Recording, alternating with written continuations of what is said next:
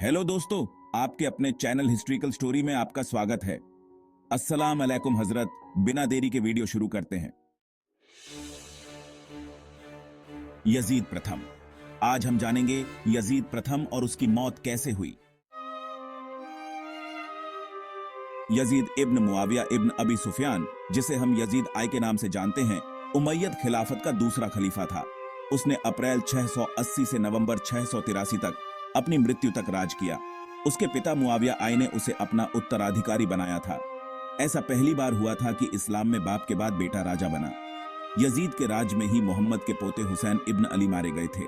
इस घटना के बाद बहुत बड़ा संकट आया, जिसे दूसरा फितना कहा जाता है। अपने पिता के समय में यजीद ने बीजांटिन साम्राज्य के खिलाफ कई लड़ाइयां लड़ी। उसने बीजांटिन की राजधानी कॉन्स्टेंटिनोपल पर भी हमला किया था। 676 ई में मुआविया ने यजीद को अपना उत्तराधिकारी घोषित किया। हिजाज के बहुत से मुसलमान इससे खुश नहीं थे, जिनमें हुसैन और अब्द अल्लाह इब्न अल जुबैर भी शामिल थे। उन्होंने यजीद को राजा मानने से मना कर दिया और मक्का में छिप गए। हुसैन यजीद के खिलाफ लड़ने के लिए इराक के कुफा जा रहे थे। रास्ते में करबला में यजीद की सेना ने उन पर हमला कर दिया। हुसैन और उनके कुछ साथी मारे गए।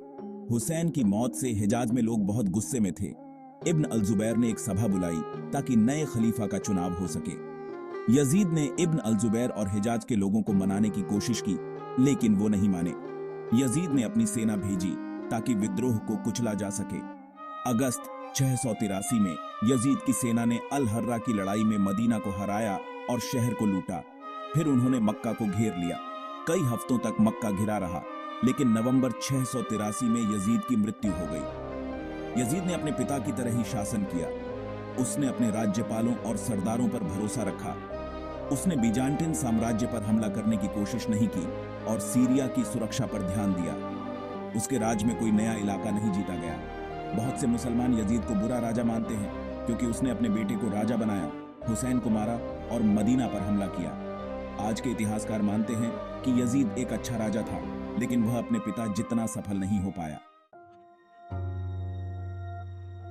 मृत्यु और उत्तराधिकार। 11 नवंबर 683 को यजीद की मृत्यु हो गई। वह सीरिया के हुवारिन शहर में थे, जो उनका पसंदीदा शहर था। यजीद की उम्र 35 से 40 साल के बीच रही होगी। उसे वहीं दफनाया गया। उस समय के इतिहासकारों ने यजीद की मौत के बारे में ज्यादा नहीं लिखा है। कुछ लोगों ने लिखा है कि उसकी मौत घोड़े से गिरने से हुई, तो कुछ ने लिखा कि शराब पीने से हुई। एक कवि इब्न अर्दा ने लिखा है कि यजीद की मौत उनके बिस्तर पर शराब पीते हुए हुई। इब्न अल जुबैर ने खुद को खलीफा घोषित कर दिया और इराक और मिस्र पर राज करने लगा। सीरिया में यजीद के बेटे मुआविया द्वितीय को खलीफा बनाया गया। मुआविया द्वितीय सीरिया के कुछ हिस्सों पर ही राज कर पाया, क्योंकि बाकी सीरिया इब्न अल जुबैर के कब्जे में था। कुछ ही महीनों में मुआविया द्वितीय की भी मौत हो गई। कहते हैं कि उसने मरने से पहले ही अपना पद छोड़ दिया था। उसकी मौत के बाद यजीद की मां के लोग चाहते थे कि यजीद का दूसरा बेटा खालिद राजा बने, लेकिन जून 684 में उमैयद लोगों ने मारवान इब्न अल हकम को खलीफा बना दिया। मारवान और उसके लोगों ने मर्ज राहिद की लड़ाई में जुबैरिद को हरा दिया। हालांकि यह तय हुआ था कि खालिद मारवान के बाद राजा बनेगा, लेकिन मारवान ने अपने बेटे अब्द अल मलिक को अपना उत्तराधिकारी बनाया। इस तरह अब्बू सुफियान के परिवार की जगह मारवान का परिवार राज करने लगा। 692 तक अब्द अल मलिक ने इब्न अल जुबैर को हरा दिया था। आज के लिए वीडियो में इतना ही। अगर आपको वीडियो अच्छी लगी हो तो अपना बहुमूल्य कमेंट जरूर शेयर करें। मिलते हैं किसी अगले टॉपिक पर। आपके अपने चैनल की ऐतिहासिक स्टोरी को सब्सक्राइब करके हमें हौसला अफजाई करें।